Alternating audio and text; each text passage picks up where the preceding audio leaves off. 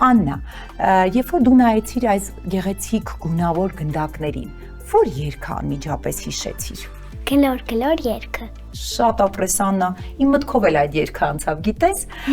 Տեսեք, սիրելի ծնողներ, մենք մեր բազմաթիվ հաղորդաշարերի ժամանակ ցուցադրել ենք, թե ինչպես տնային պայմաններում դնել հնչյունները։ Այսինքն, եթե երեխայի մոտ բացակայում է հնչյունը, ինչպես դնել հնչյունը եւ հնչյունը դնելուց հետո մենք անում ենք ամրապնդման փուլ, կատարում ենք ամրապնդման փուլ։ Այն նմանատիպ երգերը օգնում են, որպեսզի ուրեմն ամրապնդենք հնչյունը երեխայի խոսքում, բառում, նախադասությունում։ Օրինակ,